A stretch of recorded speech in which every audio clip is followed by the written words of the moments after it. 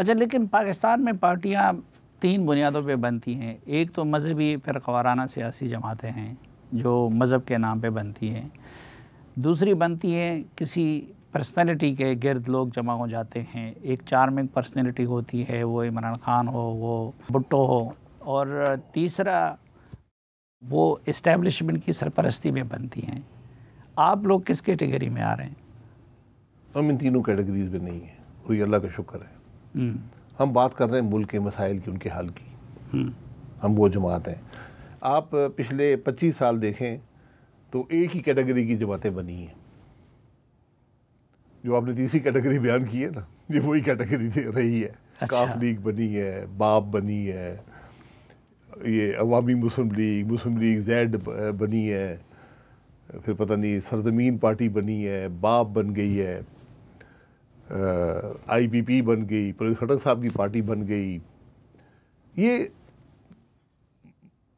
مقاصد G D A کی اس طرف وہ ایک مقاصد کے لیے بنتی ہیں. الیکشن کے قریب آپ کو نظر آتی ہیں، متحرک بھی نظر آتی ہیں، بنائی جاتی ہیں کہ الیکشن کو مینیپولیٹ کیا جائے کسی طرح. تو آپ کی جماعت دوسروں سے کس طرح مختلف ہوگی؟ کیا دستور ہوگا، کیا منشور ہوگا، کیا نعرہ ہوگا؟ جو دستور ہوتا ہے وہ ایک لیگل ڈاکیومنٹ ہوتا ہے کہ آپ کی جماعت چلے گی کیسے. منشور آپ ساری جماعتوں کے منگا لیں، سب ایک ہی ہیں.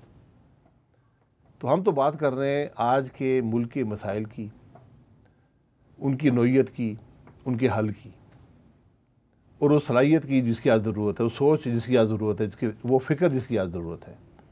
یہ سوچ اور فکر پہ مبنی جماعت سمجھ لیں. وہ کیا سوچ اور کیا فکر ہے؟ فکر یہی ہے کہ آج ملک کے مسائل کیا ہیں، ہمارے نوجوان کے مسائل کیا ہیں، ان کا حل کیا ہے. کیا وہ حل آئین کے اندر ہے؟ کیا وہ حل ایگزیکٹو کے اندر، ایگزیکٹو کو بہتر بنانے میں ہے؟ کیا جوڈیشل نظام کو بہتر بنانے میں ہے؟ اداروں کے درمیان جو رشتے ہیں کیا اس کو درست کرنے سے یہ حل ملے گا؟ آج آپ کا ملک کہاں پر کھڑا ہے، یہ کسی کو پرواہ ہے؟ آج فروری 8 کو الیکشن ہوئے، آج اپریل کی 24 تاریخ ہے. کیا بات ہو رہی ہے بازار میں 26 کہ مجھے کون سا عہدہ ملے گا، کون یہ عہدے پہ بیٹھے، کون وہ عہدے پہ بیٹھے. کیونکہ سب وہ افراد ہیں جو پہلے بیٹھ کر ناکام ہو چکے ہیں انہی عہدوں پر. نہیں تو آپ کے ساتھ بھی جو لوگ آئے ہیں یا آ رہے ہیں وہ بھی تو انہی جماعتوں کے وزیر مشیر رہے ہیں یا سردار جاگیردار ہے، اسی طرح کے لوگ ہیں. تو آپ کے پاس آ کے وہ مختلف ہو جائیں گے. انہوں نے تجربہ حاصل کیا نا. سردار جاگیردار نہیں ہے، بہتر، میں سمجھتا ہوں بہتر سوچ کے لوگ ہیں. میں نے کہا کوئی فرشتہ، ہمارا فرشتہ ہونے کا دعویٰ کسی کا نہیں ہے، پارسائی کا دعویٰ نہیں ہے، لیکن کم از کم ایک سوچ کی بہتری کا دعویٰ ضرور ہم کریں گے کہ ہمیں آج فکر ہے کہ ملک کے معاملات کا حل کیا ہے، ملک کے معاملات کی نوعیت کیا ہے. یہ اس فکر کا ہمارا دعویٰ ہے اور اس کو حل کرنے کی سوچ کا دعویٰ ہے. باقی آپ دیکھ لیں، آج کابینہ بھی چل رہی ہے، کوئی ملک کی بات کرتے ہیں، کوئی ملک کے مسائل کے حل کی بات کرتے ہیں، کوئی جدت ہے ان کی سوچ کے اندر، کوئی ریفارم ہے. تو آپ کیسے حل کریں گے؟ کیا آپ لوگوں کے پاس ایجنڈا ہے؟ ہم ایک ریفارم پلان رکھیں گے آپ کے سامنے، اس میں ایک حد تک لکھے ہوں گے. اور یہ کوئی حتمی بات نہیں ہوتی. جب آپ کی سوچ ادھر جاتی ہے تو مسائل کا حل، جب آپ مسائل پہ بحث کرتے ہیں، مسائل پر غور و فکر کرتے ہیں تو حل نکل آتا ہے. یہ بات بڑی واضح ہے کہ جس نظام سے، جس طریقے سے ہم اپنا ملک چلا رہے ہیں یہ نہیں چل سکتا. یہ نظام مکمل طور پہ ناکام ہے. نہیں تو متبادل نظام آپ کیا تجویز کرتے ہیں؟ پہلے تو اس نظام میں خامی کیا ہے؟ دستور میں خامی ہے، فیڈریشن میں خامی ہے، اسٹرکچرل پرابلم ہیں، کیا ہیں؟ چل نہیں رہا نا. خامی ہر جگہ پر ہے. اگر ہم دستور سے باہر جا رہے ہیں، دستور ایک گائیڈنگ پرنسپل ہوتے ہیں نا، ہم اسے باہر چلے جاتے ہیں. عدلیہ بھی چلی جاتی ہے، ایگزیکٹو بھی چلا جاتا ہے، پارلیمان بھی چلی جاتی ہے، فوج بھی چلی جاتی ہے. تو پھر میری رائے یہ ہوگی کہ اس کو درست کر لیں، آپس میں بیٹھ جائیں، ایک ڈیبیٹ کر لیں کہ کیا ہمیں ترامیم چاہیے ملک کے مسائل کو حل کرنے کی. غلطیاں کہاں پر ہیں آئین کے اندر، کیا خامی ہیں. اگر میرے اس میں لکھا ہوا ہے کہ میں جو حلف لیتا ہوں کہ میں سیاست میں حصہ نہیں لوں گا، میں فوج کا افسر بن رہا ہوں، سیاست میں حصہ نہیں لوں گا، میں سیاست میں حصہ لینا شروع کر دیتا ہوں، تو پھر میں اپنا وہ ڈینائی کر دیا نا. میں وزیر اعظم بنتا ہوں، میں کہتا ہوں جی میں یہ حلف لیتا ہوں، میں اس کی نفی کرنی شروع کر دیتا ہوں.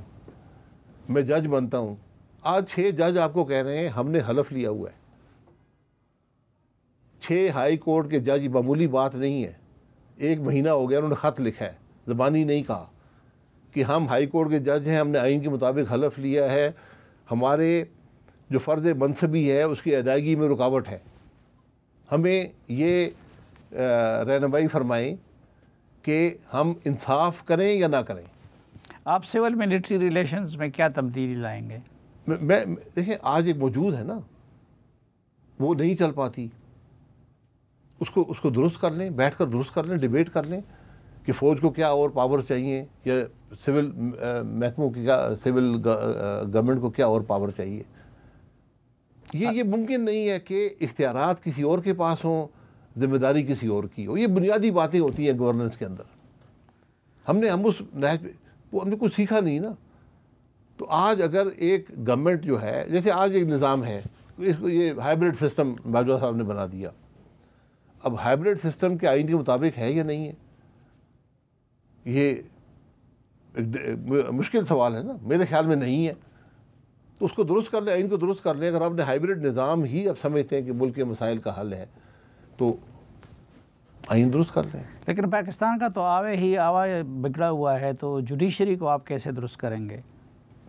بات ڈیبیٹ کرنی پڑے گی نا. آج ضرورت اس بات کی ہے.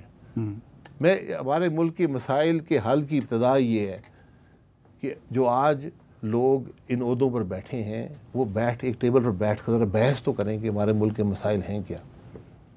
وہاں سے ابتدا ہوگی. اگر آپ بیٹھیں گی نہیں، ایک دوسرے کی بات نہیں سنیں گے، سمجھنے کی کوشش نہیں کریں گے، کیسے بات چلے گی؟ میں کسی کی نیت میں شبہ نہیں کرتا، کسی کی ابل وطنی میں مجھے شبہ نہیں ہے، لیکن ملک نہیں چل رہا، ملک زوال پذیر ہے. ہم نے اپنے ملک کے ساتھ وہ کیا جو ہمارا بدترین دشمن نہیں کر سکتا تھا. آپ یہ 23 کروڑ لوگوں کا ملک ہے نا، اکثریت مسلمان ہیں. آپ نے وہ جو ہم نے جاری کیا ہے فلسطین کے معاملے پہ فورن آفس میں دیکھا ہے آپ نے؟ اس میں فلسطین کا نام نہیں ہے، اس میں اسرائیل کا نام نہیں ہے، اس میں ان 35,000 لوگوں کا نام نہیں جو شہید ہو گئے، اس میں جینوسائیڈ کا نام نہیں ہے. یہ معمولی واقعہ نہیں ہے کہ آپ نے 20 لاکھ لوگوں میں سے 35,000 کو شہید کر دیا دنیا کے سامنے. نہیں، الفاظ کچھ اور ہو گئے، لیکن ہم اسرائیل کی مذمت تو کر رہے ہیں. اسرائیل آپ لکھ نہیں سکتے، پھر آپ نے کیا مذمت کی؟ آپ نے غازہ کانفلکٹ کہا اس کو. یہ ہم سب کو شرمندہ ہونا چاہیے اس بات پر کہ ہم آج بولنے کے قابل نہیں رہے. نہیں، وہ تو ایرانی صدر نے بھی اس حوالے سے پاکستان کے رول کو ریکگنائز کیا. پھر وہ کریں، وہ تو آپ کو ڈپلومیسی کریں گے نا. آپ کی اپنی حقیقت کیا ہے؟ جس کا گھر کمزور ہوگا وہ باہر بات نہیں کر سکتا. میں آپ کو ایک مثال دی ہے چھوٹی سی، مجھے شرمندگی ہے اس بات کی، ہو سکتا ہے آپ کو نہ ہو، مجھے شرمندگی ہے. یہ چھوٹی سی بات ہم سمجھتے ہیں تو یہ شرمندگی ہے. جب آپ غازہ کانفلکٹ کہیں گے نا، پھر دنیا بھی آپ کو کشمیر کانفلکٹ ہی کہے گی. تو آپ اس معاملے میں آپ لوگوں کی خارجہ پالیسی کن خطوط پہ استوار ہوگی؟ خارجہ پالیسی میں ہم گھر سے بنا کر کوئی ہر چیز نہیں لاتا. جب آپ ایک بیسک آپ کے پرنسپل ہونے چاہیے جس پر آپ نے معاملات طے کرنا. بیسک پرنسپل آپ کی خارجہ پالیسی کے کیا ہوں گے؟ سب سے برابر ایک ریلیشن شپ ہونا چاہیے. آپ نے پوری دنیا سے انگیج کرنا ہے. آپ سب سے بڑھ کر آپ کے اپنے ہمسایوں سے دوستی ہونی چاہیے. اگر ایک سے دشمنی ہے، آپ نے جنگیں لڑی ہیں، تو اس کو بھی پھر اسی ایک برابری کی سطح پر بات ہونی چاہیے. لیکن اس میں ہمسائے کا بھی رول ہونا چاہیے جب وہ آپ سے دوستی نہ کرنا چاہے، جس طرح انڈیا ہے، مودی ہے. پھر اسی کے برابر ریلیشن شپ رکھیں. وہ تو چل رہی ہے نا، ایک ٹینشن ہے اس پر.